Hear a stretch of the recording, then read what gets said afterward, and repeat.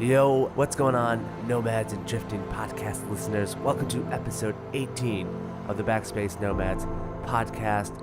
On this episode of the pod, we're going to be getting in and talking about Beam rebranding to Mixer, and then we're going to be reviewing Mages of Mystralia from Borealys Games. And we also talk about a Kotaku article about the one girl syndrome in gaming. So here's episode 18. How exciting!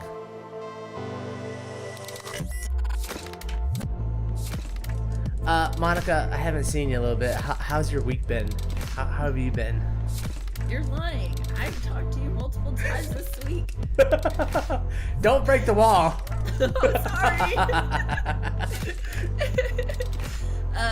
sorry.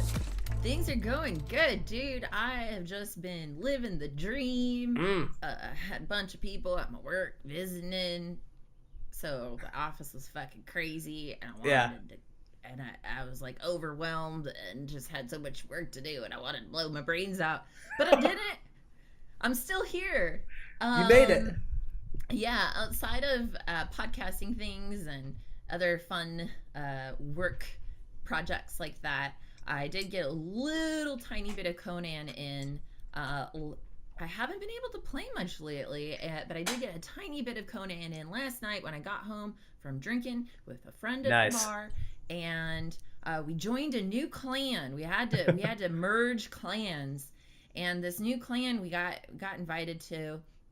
Well, really, we were getting pulled around. Like a bunch of people wanted us to join them, but this new clan that we got invited to, they let us into our doors, and now like since we're part of the clan, we can like walk into any of their buildings. Ooh. And then they have these like really nice buildings. They've done all these really cool things in the game.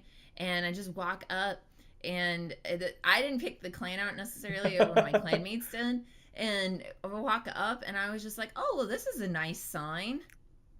And my friend Corey comes over, and he's like, oh, sluts, bed, and breakfast. And I was just like, oh, I'm so glad to be here. It's an open buffet. Yeah, I'm like, oh my god. So I went and I started changing all their signs to say like way more kind things like best friends, bed and breakfast.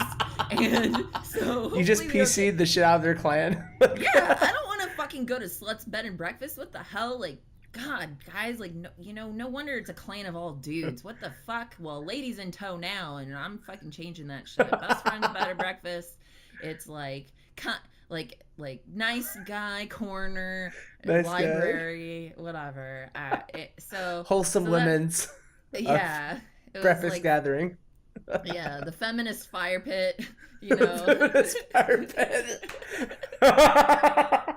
Okay, I see where you're going with this. Nice. Yeah. So I was just like, nope, cleaning house. So hopefully we don't get kicked out. You're totally getting kicked out of that shit. Yeah. You're they're done. like, what? They're going to be like, what, slut changed all of our signs? You're doing God's work in Conan. You're doing God's work. Yeah. Changing the world one sign at a time. One not monogamous. I'm an idiot. I can't say the word. Misogynist sign at a time. Yep. How about you? Oh, how was the con? Oh, dude, I went to MegaCon here in Orlando yesterday.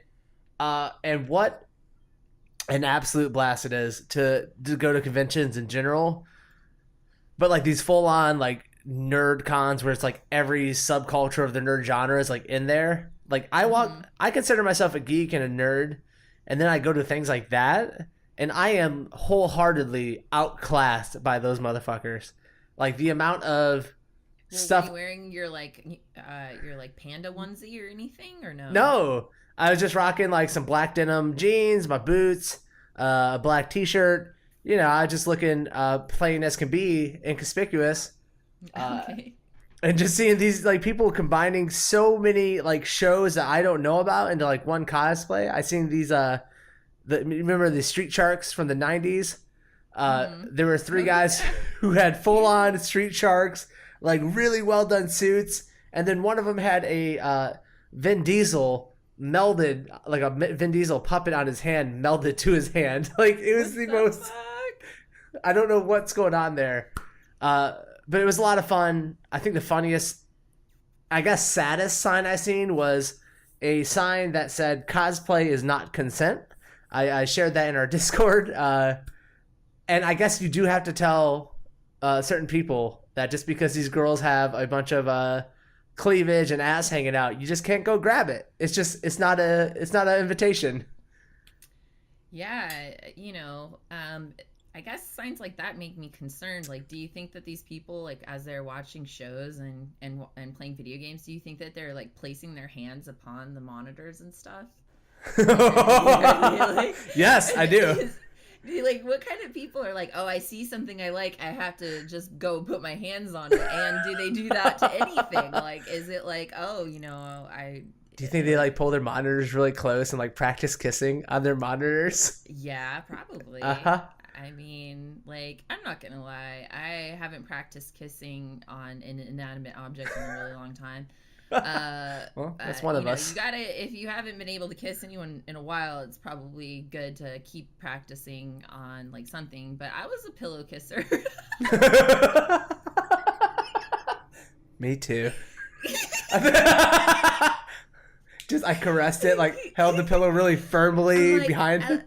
I think that's where body pillows come from, but this was, yeah. Like that, those weren't invented yet, so I didn't have the full opportunity to like cuddle the pillow. That's what Sharpies are for. Yeah. But I'm glad you had a good time. It sounds like it was fun. Yeah, definitely. I know there's one coming up in Tampa. I'm probably gonna go to that. I love the nerd culture. It feels really cool to walk in and see like a dinosaur cosplay who's wearing a Jedi suit with like 2 lightsabers. Just like, what the fuck? Okay, that's us. Other than that, it's been pretty standard fun week. Just doing the regular Overwatch stuff like that. I was also looking at this Kotaku article that piqued my interest, and I read through it, and I kind of thought of you because you're the only female gamer I kind of talk with. This article was the only girl syndrome. The pits that gamer girls against one another. I guess this is a phenomenon. I don't know if you've experienced it in gaming and gaming culture where like there can only be one female within any given gaming group. The article was, I think it was released the 18th of May, so like last Thursday-ish. Mm-hmm. So I don't know, like, have you gone through that? Is that a real thing, or is that just a... Well, I guess, like, what are they really discussing there? If the group of all right, you know what? Let's just talk about my personal experience with that. As a girl that games, I mean, within the Twitch community, you're not going to be the only female, right? That's not in existence. But for Twitch, and within like my circle of friends, I would say that there has been at least, I've never been one of the girls that is like, I don't like girls. I love girls. Not like that. Like but what? Like I want girls to be my friend and I don't feel intimidated by them, and I, if we have something in common and if it was gaming, that would be exciting to me and I would want to talk to them about that. But I did know a lot of girls that growing up, and me being kind of a tomboy, that if they were tomboys too, were extremely competitive with me. Almost to the point where it's like I consistently had to prove myself to them, and never to get anywhere. I will say too, like, it's weird because I was just talking about this with one of my male friends the other night, and he was just like, I was like, I don't know, I feel like I've had people tell me that people are intimidated by me, and he goes, I don't think people are intimidated by you. You're just a guy's girl. So like, yeah, for a girl that doesn't have that, it's really easy for guys to talk to you and find something in common, and that can be intimidating to someone that is more, interested in like culturally feminine things. I mean, is that what you're really talking about here? Because I guess like in gaming in general, it's hard for me to talk on that because I have never looked at another female and been like competition. I've always just been like another one of me. Like, that's great. And I think Another it's one of become, me.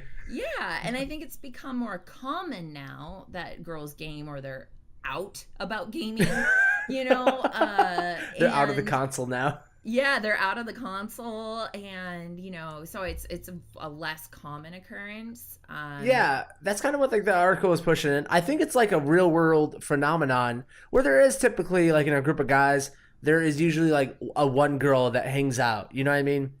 And it's Yeah. the girl usually talks like in the terms of, well, I get along better with dudes. I really don't connect with women.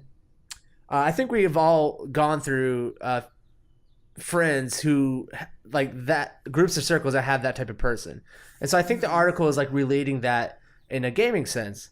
What I found like super interesting is she was interviewing a girl that was like a competitive Tekken player, and another girl came along, and this girl like kind of like taught her the ropes of Tekken and like the competitive scene and how to get into tournaments and all this various things going on in it. And then all of a sudden she stopped getting invited to the tournaments, but the person who she taught did.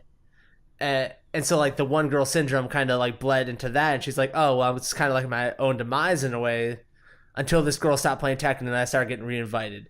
And that was like the basic gist of the article, is that like there can only be one girl in a group. And I think that group sucks. I mean, I'm not going to diss on Tekken players, but I'll agree with you. I mean, that's really how I feel, though. And I'm not disagreeing. I think that there are definitely groups that are like that. And I think that what happens in those groups is like the guys find the one female and they put her up on a pedestal, and that's who they're all secretly in love with or interested in at that given time. And then as they realize that they're never going to fuck her or whatever's going on there, like, or they just meet somebody new and it's new and exciting and whatever. It's like a weird relationship type of thing. But that is that group, and I don't think all groups are like that, and I don't think all people are like that. But again, I can only talk to my personal experiences. I have always had a lot of female friends, and I've always had a lot of male friends. I have a younger brother, and so like I would hang out with him and his friends all the time too. And so for me, it's always been more of like a welcoming thing. I think that sometimes when we get into our own heads too, we end up actually creating our own demise. So like if you have read about these types of things, like I could very easily now tonight like go out, hang out with my guy friends. I could see a girl there and think, oh man, like I think about that article and think like, well, is this a replacement? Is this whatever? And start feeling that way. Or I could just be like, holy fuck, a chick. Become BFFs with her. She is now my friend. She's everyone's friend, and we're all happily living ever after. You know what I mean? I do. And I think like all social circles can easily fall into this trap. When I was reading it and going through it, I think like gamers are a little bit more susceptible to this trap, because most of the dudes, and we all know it's true, we're a little socially awkward. It takes you a while when you are a gamer. You don't run in the same social circles. You don't gather the same social skills that other people in polite society would. Mm-hmm. And so I do think that those guys, like, just, they are secretly in love with the chick. They don't understand how, like, stupid that is. Maybe I'm too old for this, though, too. You know what I'm saying? Like, seriously, like, I don't have those types of experiences because I'm a goddamn adult. Yeah. And I hang out with adults, and we all have real jobs and like real lives and everything, and we're not in high school thinking like, am I going to be able to bang him, or is he going to bang me, or like whatever. You strike me as the type of person who like wouldn't let themselves get pushed out of a group. Like, you're the one who's like, when are we hanging out, dudes? Like, let's go fucking party. Yeah, that might be my problem too. I'm not just waiting to be invited to places. If I'm not getting invited, I just show up and I'm like, why didn't you call me? And they're like, oh God, she's back here. Monica's here. Everyone stay still. Don't move a muscle. She found us. No, I don't know. Though I do know that there is a competitive factor, but I don't know if that's necessarily just related to women. So you answer me this. If you were with a group and you were with a bunch of like women, and one guy showed up And so you have something in common with him, and you're used to being the only guy, and now there's another guy that shows up. You almost have to size him up in a way, right? Right. Like, yeah, I think, yeah, I would definitely naturally do that. I think guys do that to any other dude they meet in any kind of situation. We're just like meathead monkeys who just like we need to do that. So yeah, I would definitely do that if I was in that circle. I'd be like, well, who's he trying to fuck? Not the chick I like, right? This isn't going to happen. Right. So So I that guess would like if you're in a gaming circle, if you're always playing games with a specific person and then another female shows up, you may have that inclination. I think that's probably natural, but how quickly you get over it and embrace that person and stop viewing them as someone that you have to compete against, and right. start viewing them as someone that is now an addition to the family or the family group of friends whatever that you're creating. I think that then you aren't signing your own, you aren't hanging a noose around your neck, because you are now letting everyone know that this is great. If you're starting to feel negative about it, you might kind of portray that, and then negativity isn't a fun thing to be around. You think this tech girl pushed herself out of the group unwittingly? I don't know. There is a very good chance that the other girl was vindictive, and there was never going to be any love there. Or maybe she felt a certain way, and maybe she started kind of like saying not as fun things, or wasn't as, and you don't always have to be fun. I'm not saying that, but maybe she started feeling intimidated and then portraying that. And for her friends, they were like, well, this isn't great to be around. I don't know. Sure. I wouldn't have need to have been there, But I guess like in general, a lot of the cultures that we are surrounded by are things that we create, and sometimes the creation of those cultures is only in our head. Sure. And that's for males and females. So you just took the thing deep. Yeah, dude. All right. That's what I do. I feel like just like deep. You too, right? Yeah. Bro fist. Yeah, dude. We're not gonna. Let's move on. But that real quick, the article was on Kotaku. It was written by Cecilia D'Anastasio. If you want to check it out, it's called "Only One Girl Syndrome Pits Gamer Girls Against Each Other." Go check that out on Kotaku. It was a really great read for me. I found it super interesting just because, like sociology stuff, just like it's just hilarious to kind of think about for me. Should we bring a girl on the podcast and see if I start becoming like a rabid animal towards her? Yes. I think that would be the best experiment. This is a scientific podcast. We know this. We're part of the Science Union, I guess they're called. Is that where we pay our dues to? Yeah. So, yes. Yeah, no, we'll bring another female guest on, and we'll start analyzing everything that I do. You guys can take like screenshots of me looking unhappy. Did Monica just squint her eyes? Me, like in politics and stuff.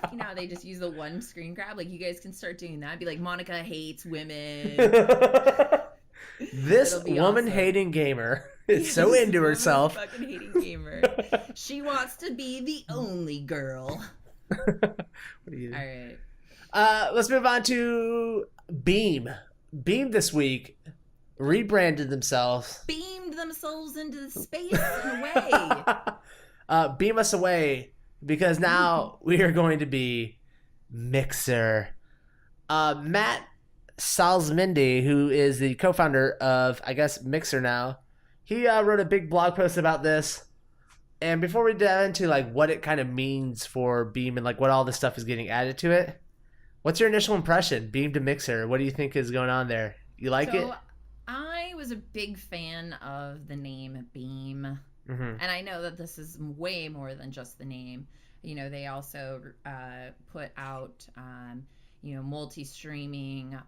There is other tools out there now for Mixer.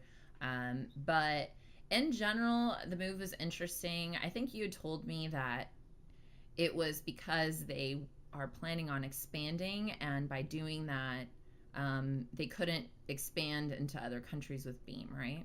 Yeah. I don't want to misquote this dude, so like I'll just directly read the quote from his blog. Okay. But, quotes, it was something that we decided on as a team. We believe so much in the power of the platform and want to grow in every major market around the world. Unfortunately, that wasn't something we could do with the Beam name.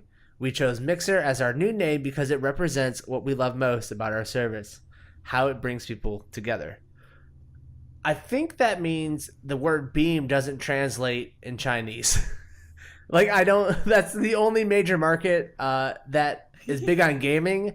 Maybe so like Mandarin and Japanese are probably like they don't understand the concept of what beaming is or something. The word doesn't translate, and so Mixer probably does. So the only thing about Mixer though is just like when I think Mixer, I think cocktail mixer. I think don't think gaming. I know. I think of like, okay, you know what? I don't just think of a cocktail mixer. I also think of like, a mixer in your kitchen. Sure. You drunk female. No, I'm just kidding. I'm drunk on cupcakes. I can't stop myself. But yeah, God, I almost just did. That was like the equivalent of a kitchen joke that I just did, and I am so ashamed of myself. I'm proud of you. And I take it back. But not gonna let you.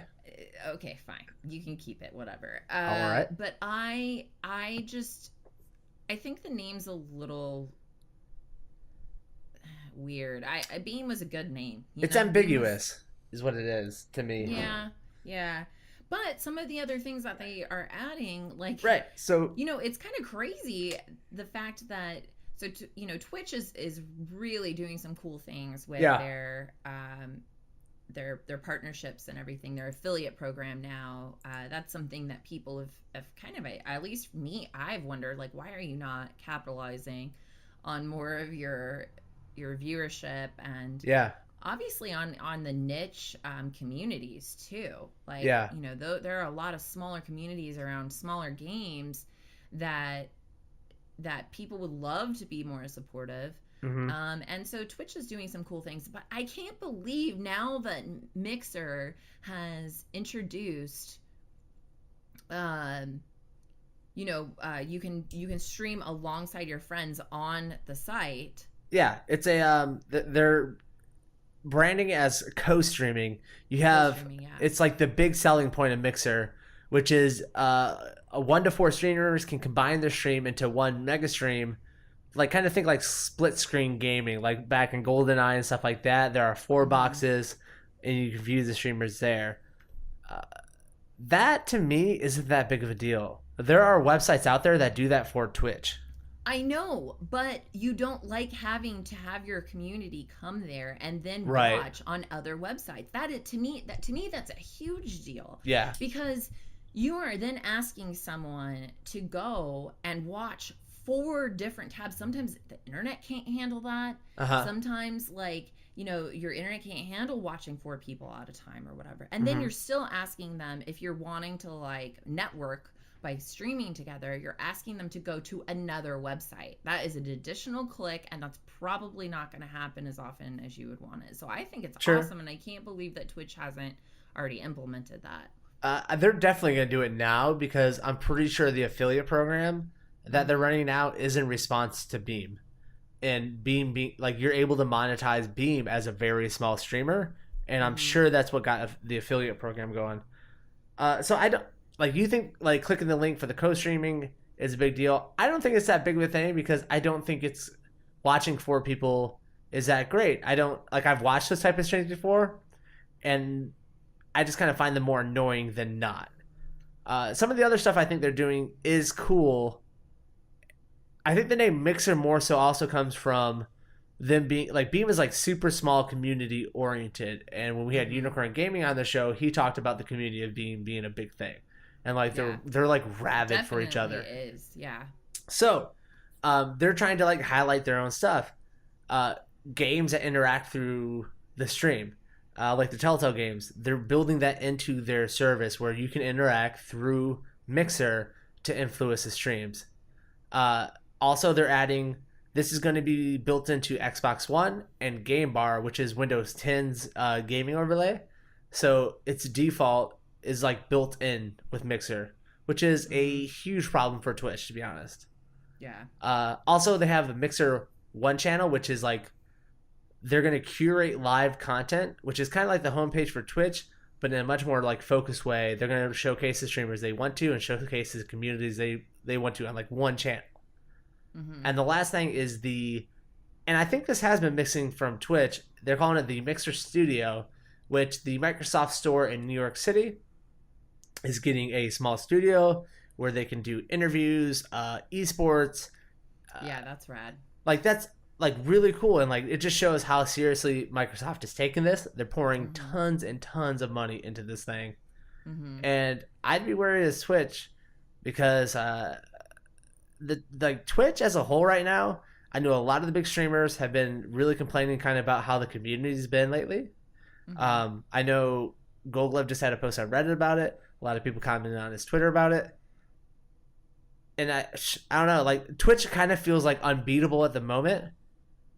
And I don't. Nothing's unbeatable forever. Yeah, I don't think. Nothing's unbeatable forever. I think this is the right move. I think Beam kind of is confusing as a brand. Yeah. I don't think Mixer is better necessarily. I think it's like a parallel move. But it seems like it was just their like launching point for Microsoft taking this streaming app way more seriously. Yeah.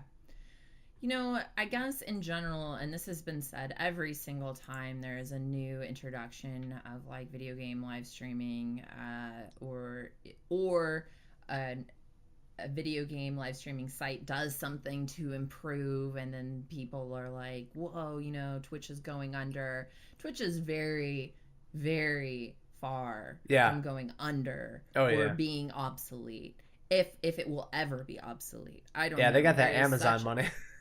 Well, and it's also just a huge community surrounding Twitch, and there is a nostalgia there at this point, you know. But the fact of the matter is that video games, esports, video game streaming, all of that in general is becoming a bigger form of entertainment day after day. Yes. And to have more competitive, you know, to have competitors out there, is only exciting to me because you're going to start seeing, but you're going to have better tools, you're going to have better content, you know, and I think it's great because I know, you know, I stopped watching TV and really keeping up with television a long time ago, and it's all just Twitch or, you know, YouTube now for me. Yeah. Yep. And so the opportunity to have other venues out there and to have it become like, I'm almost imagining this as like CNN and Fox, you know what I mean? Like this. Sure. In 10 years, these sites are going to be just this, that's going to be television, you know? Especially like, think about all the kids who are like young watching this, right? Like we're older, like, people. Think about the kids who are like 15 and growing up. They're not even going to go to like TV. They don't want none of it. They're watching Twitch from a very young age. They're watching esports from a very young age. Once they start entering like the purchasing power years of their life, gaming is going to be probably like one of the top 3 forms of entertainment. Yeah, I agree.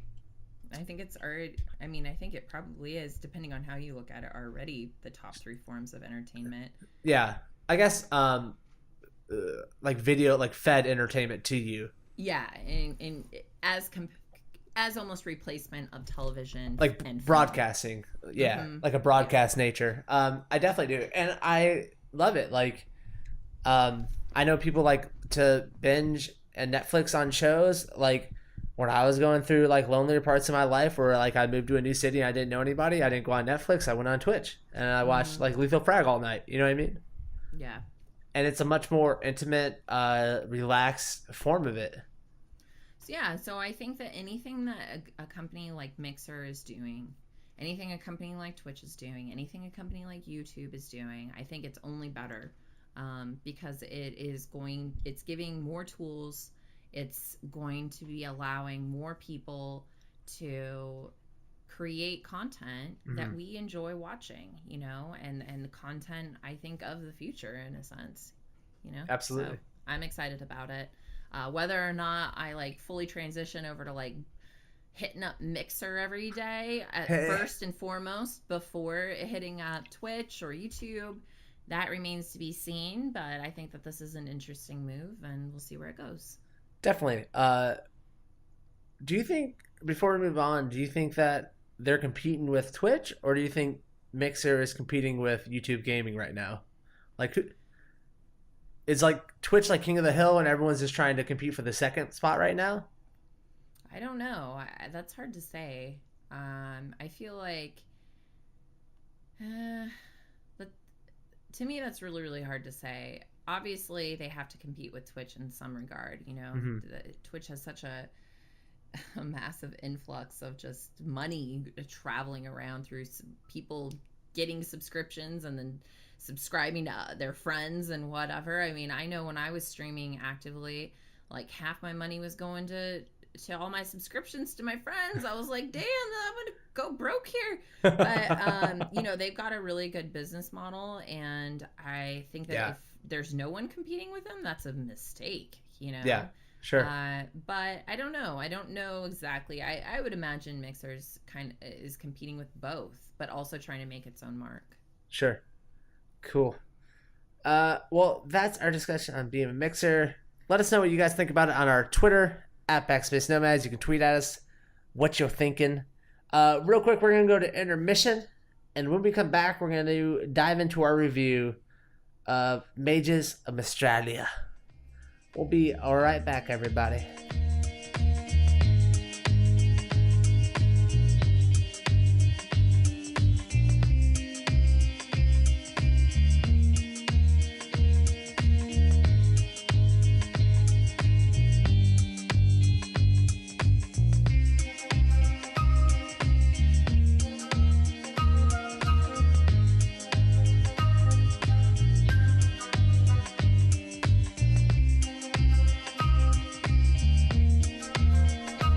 Welcome back to the Backspace Nomads Podcast. I thank you guys so much for sitting through that intermission. The review that we're going to get into tonight is Mages of Mystralia from Borealys Games. It was released May 18th, 2017.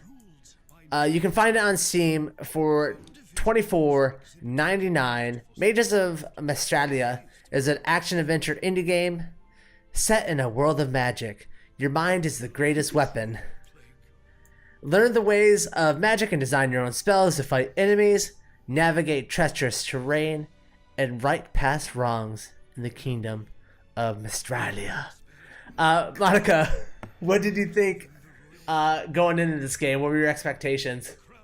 What were my expectations? I don't know. Okay, so I only did a little bit of reading. I'm actually the one that found the game and was like, Brian, let's do this one. This one looks kind of neat.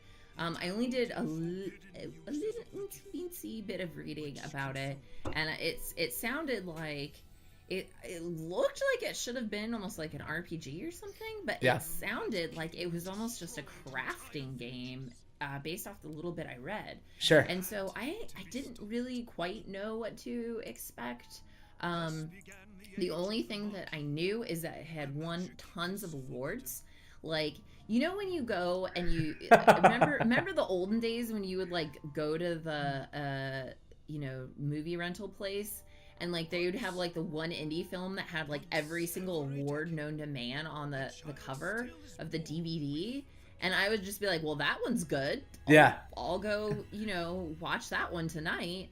That's how I felt about this game, where it just had all of these awards. South by Southwest, it won best game at like PAX South and everything. Yep. And I was just like, well, it's got to be good. It had a bunch of those like the leaves, or what are the leaves that go around the award things? I don't know, but yeah. Barleys. I was like, well, it's got to be great. So I had high expectations. I had high expectations because of the awards and the little bit I had read. Yeah, I was kind of the same way. You like sent it to me. I was like, cool name.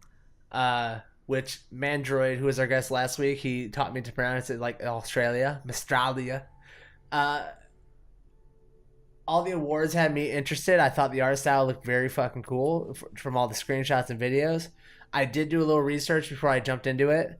Kind of cool story for this game. It was a Kickstarter game.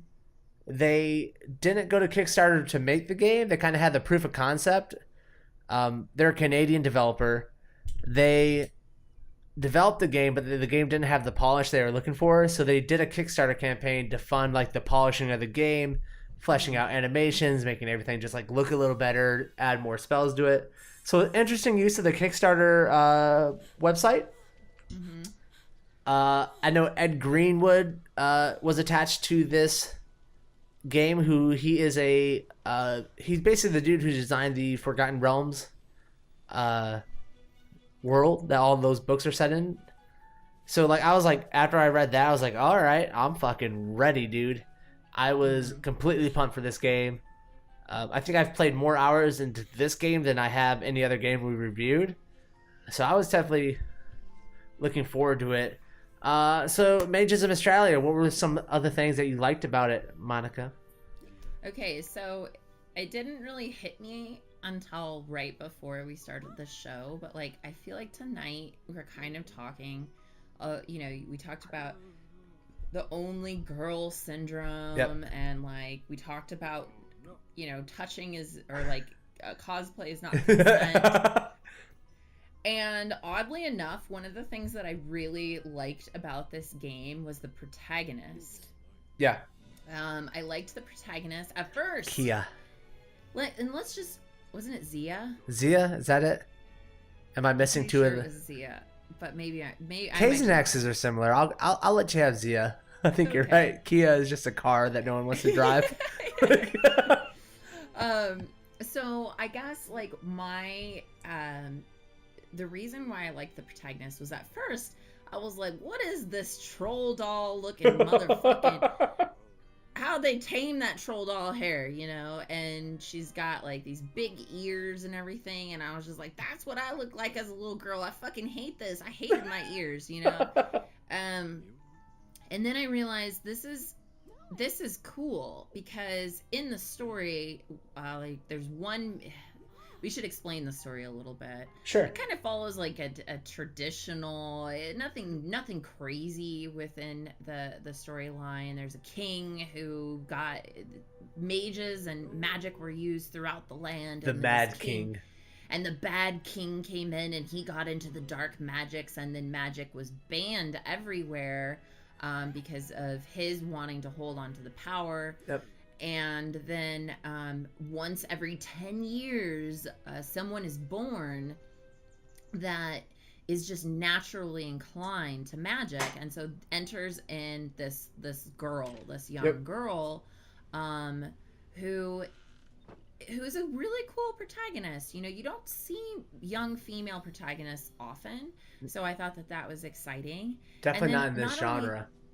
And not only that, but like, it goes along with the style as well, but she's not any type of sex symbol like at all. She's just a young girl who is naturally inclined. She's gifted. Yeah. And she is then, destined to make a difference. And I liked that a lot. Yeah, I do think that the protagonist is a big plus in this. She kind of has. Is that on your number 3? Is that in your top 3 though? It would have been number 4. Okay. And it's only because I think it's just kind of a mental thing because I don't think of those terms. If I was a lady, I'm sure it would have been my top 3. You know what? But you're right, and she was like a very cool character. She is someone who is kind of in the dark about the magic world and doesn't realize everything going on in it. But that doesn't mean she's completely naive. She's a smart person. She's kind of hip to like, hey, we should be doing this and doing the right thing. So definitely, I did like the protagonist. I think that the biggest thing that I really loved about this game would probably be the spell system in this game. Okay. I knew that. Why? Because it's so fucking awesome? Yeah? It is. I literally, in my notes, I was like, this is my note here. Spells are fucking, and in all caps, cool. Fantastic. That's really my note. But yeah, I'm 100%. Why did you like them? I love this because just a kind of like basic overview of what you can do with the spells. You have a base spell. There's 4 different ones. there's like a lightning one, fire.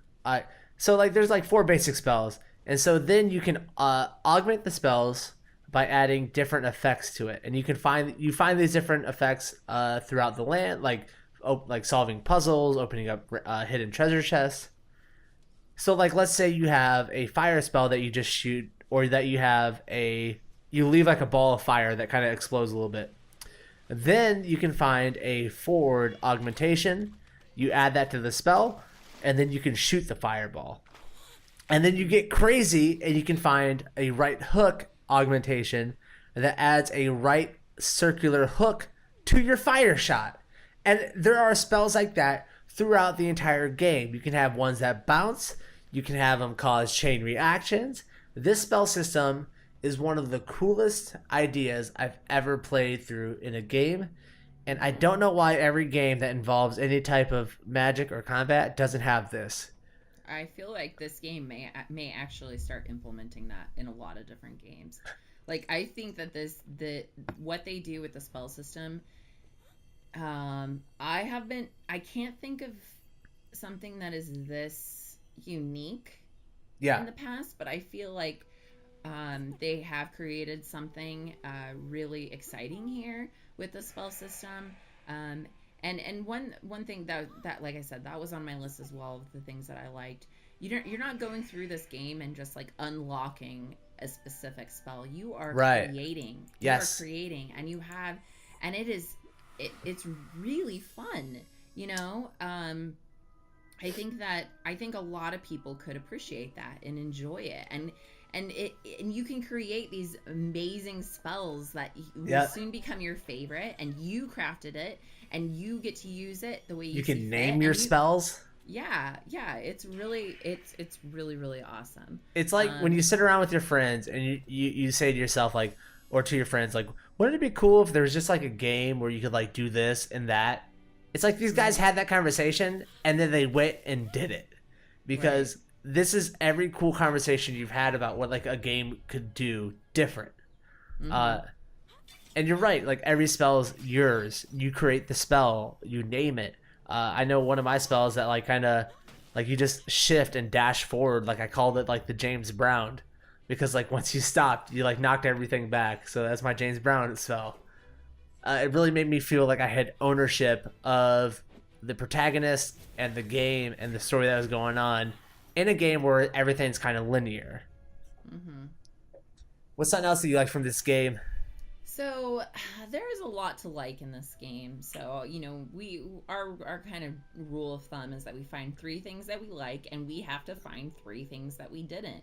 And so I wanted, there was a lot to like. I could say multiple things in this category, but I wanted to be a little bit more unique. What I liked specifically with the style and the art was the distance shots. So, hold on. Woo! God bless you. Excuse me. Thanks. You're welcome. God bless me. Woo! I've been blessed and I'm ready to rumble. All right. So,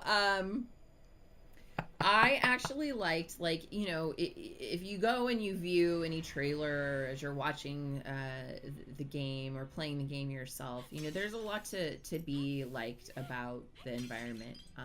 But I specifically really liked the art that you see in the distance. You know, when you're playing any type of like RPG or like you know, adventure type of game, and like, so you get into that, you get to see the mountains or something far away, and it's like, I don't care how many games I have played, if the art or whatever is designed back there looks cool, I get excited, and I sometimes get goosebumps. And I didn't necessarily get goosebumps in this game because it wasn't realistic, but it was still really cool. And I was excited to see that in a game with this type of art style, which is a little bit more cartoony. I thought that was awesome. So it feels like world building, like you're in the world, like they own it with those distant shots. Yeah, exactly.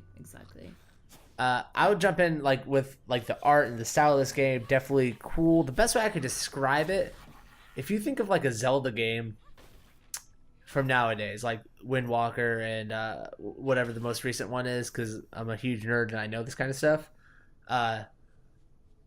If they took that and put it in like a 2D, like top-down view, perspective view again, that's what this game kind of achieved. Mm-hmm. It really has a fantastic palette that they're working with colors-wise. Some of the colors and the way they contrast against each other were just like downright beautiful. Everything, like when they're highlighting the edges of the characters, like everything works. The music in this game is absolutely top-notch. They went to the company that Square Enix uses, the video game orchestra. They're based out of Boston. They went in and like used this orchestra to record this music, and it just fits. Sometimes I feel like it's so good that it feels a little bit out of place and distracting, because it's so big and epic, and for this like kind of simple of a art style, it kind of doesn't work a little bit, but it's still like really great music. So I don't want to knock it for that, but I don't know. Anything else that you like from this game? No, those are my three. Well, I mean, I liked a ton of things, but those I know. I guess the last thing, I don't want to like go through this without mentioning how good the puzzles were in this game. That's good. That's a good point. Yeah, normally like these kind of like simple action games, like the puzzles are just like mind-numbing, but the puzzles in this game were really intelligent and really you had to be creative to solve them, and you had to be creative in how you use the spell system to come up with the solution on how to like solve these puzzles. It's just excellent game design, excellent execution.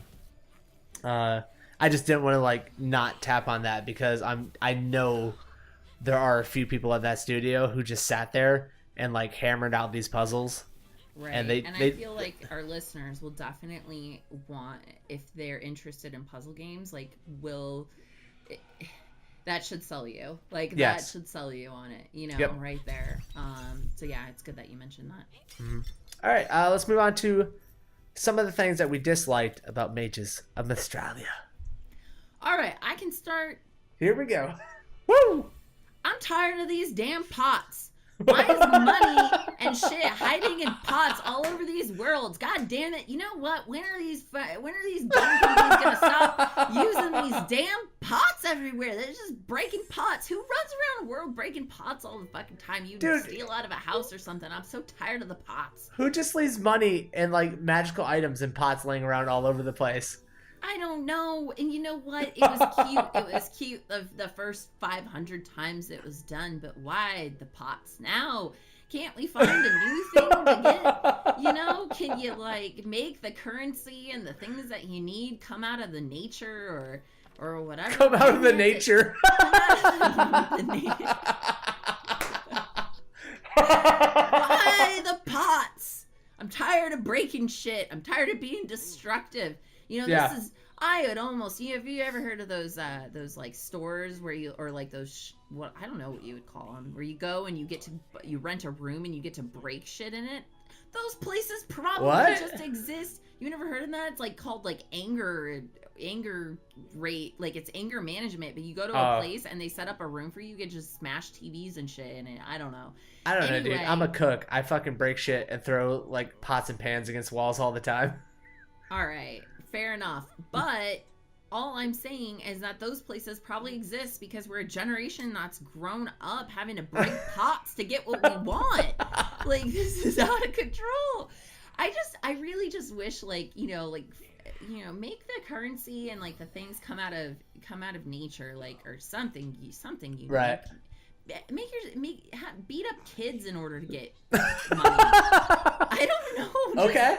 I'm tired of the pots, so that's I'm down. Like, negative. Put those kids over your knees and get some coins to buy yourself a new shield. Yeah, exactly. Yes. Yeah. I guess that's kind of. I guess I can tie this into my first dislike, with his like pots are generic. This story is kind of generic. That's my biggest dislike about this whole game, is that this game is so generic, dude. The story is so. Like, it's just not deep at all. And this is from Ed Greenwood, who's like got such a huge span, and maybe he like is out of ideas. I don't know. I don't want to knock the guy. Ed Greenwood is beloved in my heart. And when I saw he was attached to this and what he gave us, like when you're the when the story is that there's a mad magic king who ruined magic for everybody, but once every 10 years, there's one mage that's born. And that's our protagonist. And that mage is going to take us to the promised land. Like, I've been there, dude. I've read that story 30 fucking times. I get it. I was pretty disappointed. Jealous. I think you're jealous that you're not the mage that was chosen. You don't know if I want to be ZR, right? You don't know what's in my heart. You don't know what villages I want to save or forest I want to cleanse. I agree with you, though. The story was a little flat. Very predictable. And like, ooh, you know where we're not supposed to go? The Dark Tower. Literally, they call it the Dark Tower. That's where you're not supposed to go. Like, it's I don't know. One of the places is called the Rift.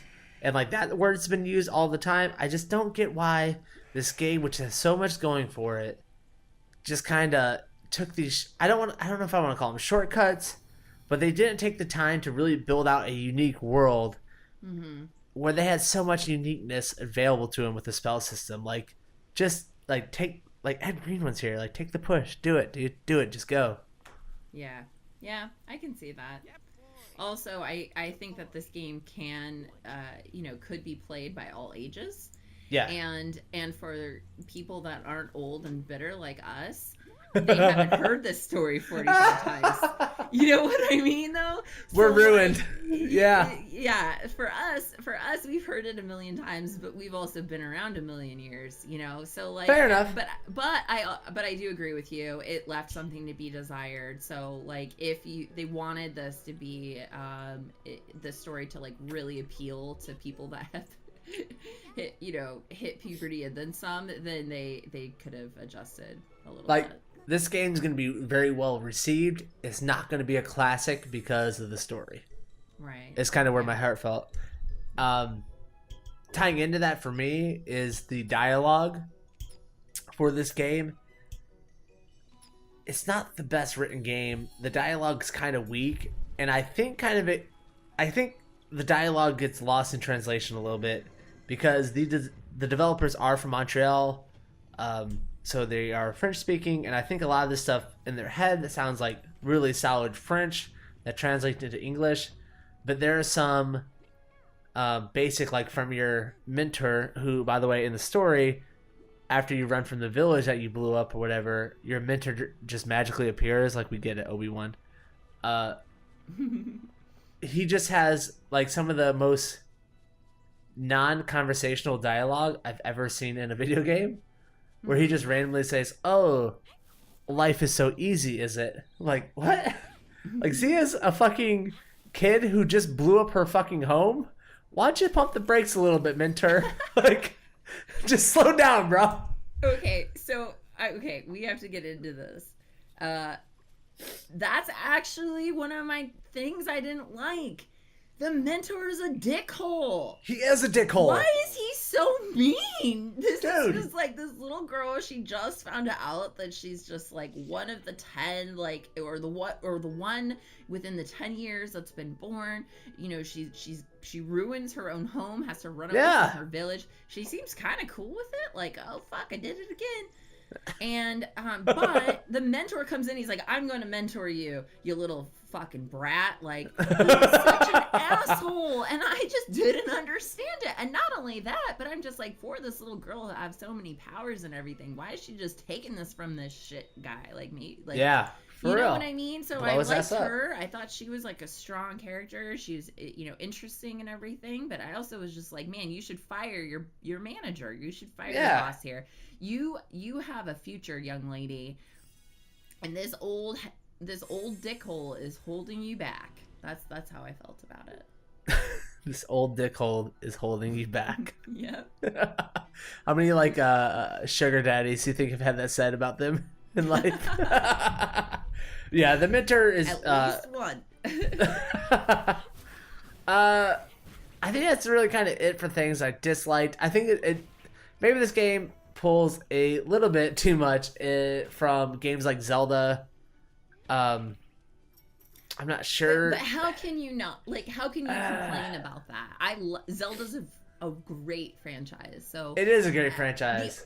the thing that I didn't like, the last thing that I had an issue with was that it wasn't necessarily the script, although I felt the script had left something to be desired, but the script is part of the story, and we already hit on the fact that the story is kind of Yeah. But when they are talking, like, hello, anime reactions, like, they will be having a conversation, and she'll go, oh? Like, and no one converses like that. It is very, like, emoji-based, yes, like, ridiculous responses to one another, which kind of took me out of whatever mediocre dialogue we were even participating in. Yeah. But I still have to say that regardless of the awkwardness sometimes with those emojis, like, these characters are well done, and the style and the art and everything is interesting. So yes, very well done. I think like I think they raised something like 250,000 on Kickstarter for polishing.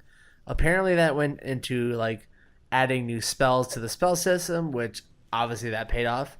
the spell system rocks. Yes, and the animations being smooth, that's cool. Maybe we could have like spent a little money hiring a voice actors to kind of narrate this game outside of reading dialogue. This game definitely feels like a old school RPG updated, like an action RPG. I felt like I was playing an old RPG in the modern era with the way everything was playing out. Reading dialogue is just kind of a thing of the past, man. Like, you have got to, unless I'm like choosing what I'm gonna pick, kind of like Fallout, like the Telltale games, unless I'm doing stuff like that, you have got to hire voice actors nowadays. It's just very awkward to sit there and read and then get the anime emoji reactions like you would in old school RPGs, where they would have a speech bubble come up with like the tears or like the ZZZs. So I'll agree with that. Anime emojis, Borealys, we can do a little better. My man. My dudes. Final thoughts. Mages of Mystralia, where you at? I'm definitely a thumbs up on this game. I want to say that I didn't finish it. However, there seems to be about 15 to 20 hours of gameplay. What's the price? Is it $24? $24.99. $25 if you're like a regular person. Yeah, $25. If you're not trying to sell it to somebody, $25. Yeah, 25. And I think that I think it's worth that. I think that the spell system, and just the art style and everything, this is an engaging game. And so the things that we had to nitpick or I had to nitpick for it, you know, being sick of pots and those types of things, you know, like that, those are definitely negatives for me. But overall, this is a fun game, and I enjoyed it, and I think a lot of people will enjoy it. You know, so if this is up your alley, if you like puzzles, if you are interested or intrigued by being able to craft. I just made up a word. Craft creative. Craft. Ooh, craft spells. If you're interested in crafting, you just sound like a redneck. If you go ahead and craft that. You want to go craft. Girl, do I. So I think that you will enjoy this. I definitely recommend it, even if it's a little bit of a higher price point than what we normally review. But I think people will like it. So thumbs up. Thumbs up for Monica. I'm going to go ahead and just go along with that and put my big thumb up in the air. Oh my gosh, you're such a copycat. I'm just kidding. It's only because I'm a gentleman. I'll let you go first. Okay. You're copying me on this one, all right? Oh, all right, gotcha. Yeah, like you said, like our dislikes almost feel nitpicky. It's more so like I see the opportunity missed in this game for the things I disliked. This game has so much going for it, and it's so fun. It's been a while since I played a game and just kind of like had a wave of like happiness like come over me. Like, I'm really enjoying being a gamer. And I think it's because This game pulls on nostalgia from your youth with like the old school vibe of it. But I really loved just being in this world, playing it. I've put some time in this game.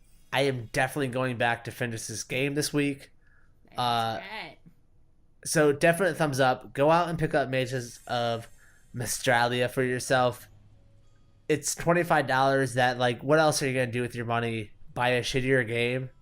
This is probably the best indie game out being released right now. So go ahead and pick it up for yourself. Oh, I just thought, you know what? Final thought. Instead of the... God damn it. There should be an XP system in this because you have to go back and refight some of the same monsters to go back through the areas. There should be an XP system. I just thought of it. That's my final thought. I'm gonna email it to him real quick. Just put an XP system in, Borealys. But other than that, all right. Yeah. Mages of Mystralia. Like we said, you find it on Steam for $24.99 from Borealys Games, developed and published from them. This is their first game they've ever put out. Action adventure, find it on Steam. Go ahead and pick it up for yourself. 2 big thumbs up from the Backspace Nomads. That's going to do it for episode 18 of the pod. Thanks for sitting. Thanks for listening. We'll see you guys on the next one. Goodbye, everybody.